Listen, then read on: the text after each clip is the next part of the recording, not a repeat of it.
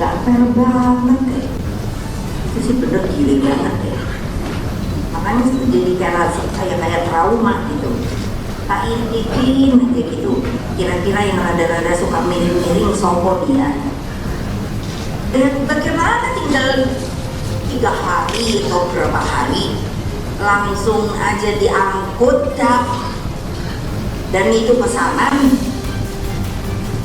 Ya saya bilang yang fair, kenapa toh ya? Kalau memang mau anak-anak saya diambil itu ya waktu sekarang ini fair. Jika tidak siap, silakan kalian pergi keluar dari PDI Perjuangan. Keluar dari PDI Perjuangan.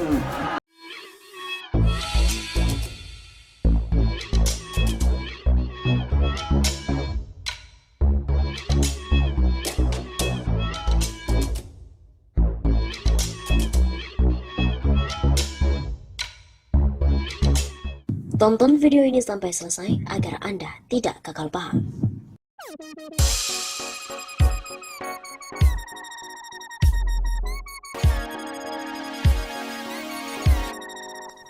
Politikus PDIP terima duit 1,5 miliar dan juga 2 Brompton.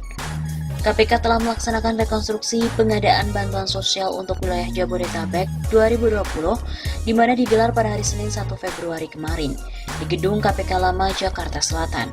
Dalam salah satu adegan reka ulang digambarkan terjadi pemberian duit antara Hari Sidabuke, pemberian suap dari swasta kepada Agustri Yogasmara alias Yogas. Yogas diketahui merupakan senior asisten Vice President Bank Muamalat Indonesia. Di tak nama yang menempel pada sosok Yogas, dituliskan ia adalah operator dari Ihsan Yunus, politikus PDIP.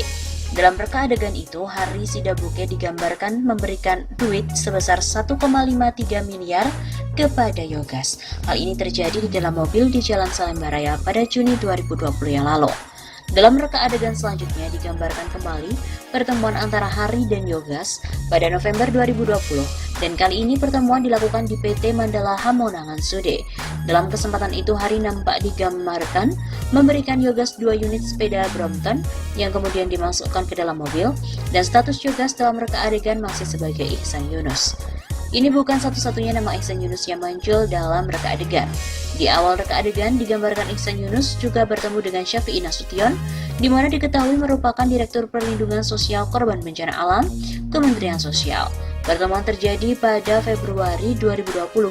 Dalam rekonstruksi tersebut, nampak Adi Wahyono dengan rompi tahanannya juga hadir. Adi yang merupakan pejabat pembuat komitmen atau PPK di Kemensos telah ditetapkan sebagai tersangka dalam kasus ini. Ihsan Yunus belakangan disorot lantaran diduga terkait dengan kasus korupsi bantuan sosial yang menyeret nama Mensos Juliari Batubara. Wakil Ketua Komisi Sosial DPR ini disinyalir terafiliasi dengan sejumlah perusahaan penyedia bantuan sosial. Belakangan ia dipilih ditugaskan oleh PDIP menjadi anggota Komisi 2 DPR. Dikutip melalui koran Tempo, pada edisi Senin 18 Januari 2021, Ihsan disebut-sebut memperoleh jatah 4,6 juta paket bansos senilai 1,3 miliar rupiah. KPK telah menggeledah rumah keluarga Ihsan Yunus di Jalan Hankam Raya, Jakarta Timur sepanjang pekan lalu. Ihsan membantah tuduhan terlibat dalam korupsi bansos.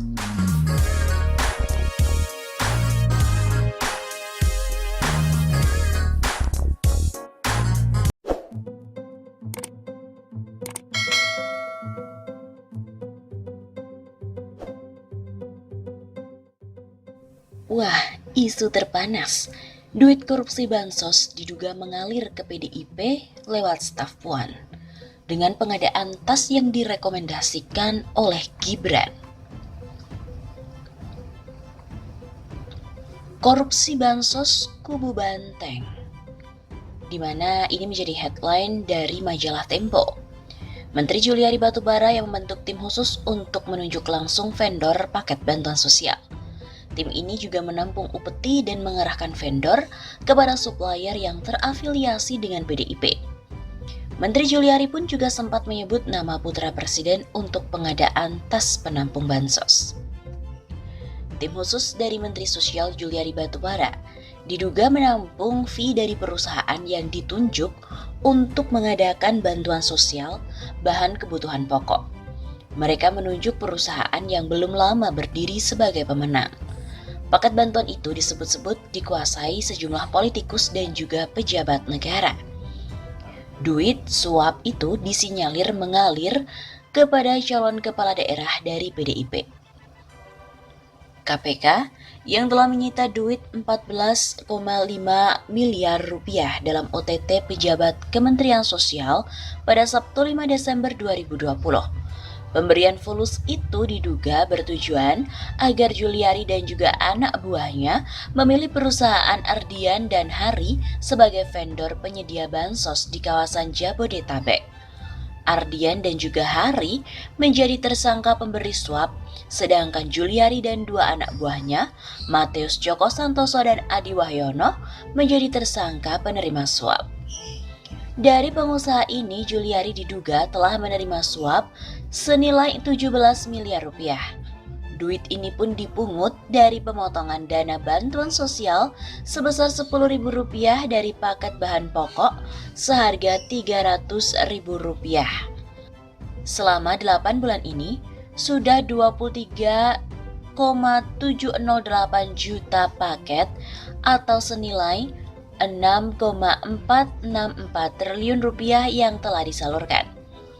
Diduga telah disepakati adanya fee dari tiap-tiap paket pekerjaan yang seharusnya disetorkan para rekanan kepada Kemensos melalui Matius Joko. Seperti itu ujar Ketua KPK Firly Bahuri.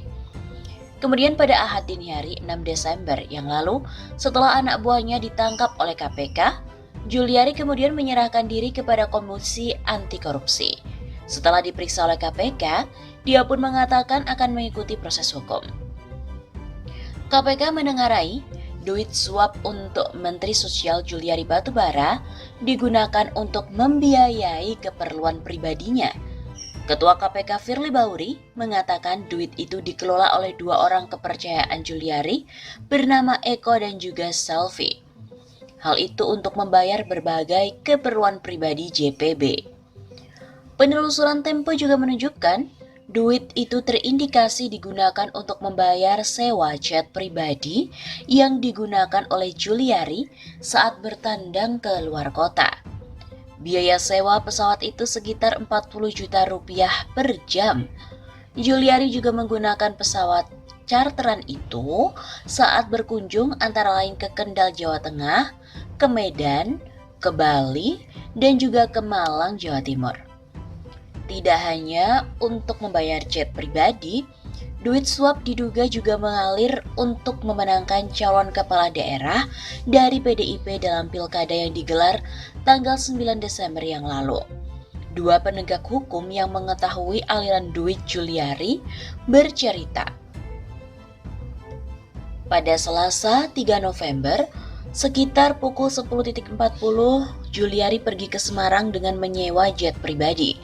Setelah itu dia menempuh perjalanan darat selama 45 menit ke Kabupaten Kendal.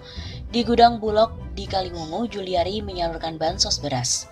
Menurut dua penegak hukum yang sama, seusai acara itu, Juliari diduga bertemu dengan salah satu anggota staf Ketua PDIP, Puan Maharani berinisial L. Dalam pertemuan itu, duit miliaran rupiah diserahkan pada perempuan tersebut. Sebelum jadi menteri, Juliari terpilih sebagai anggota DPR RI PDIP dari Dapil Jawa Tengah 1, yang meliputi kota dan Kabupaten Semarang, Salatiga, dan Kendal.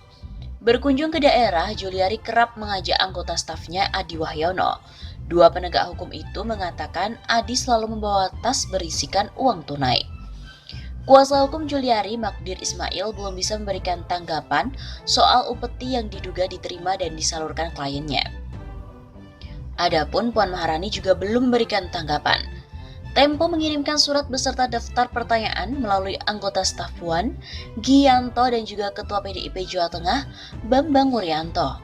Gianto hanya menjawab siap, sedangkan Bambang mengatakan Puan belum merespon. WhatsApp-nya belum dibalas.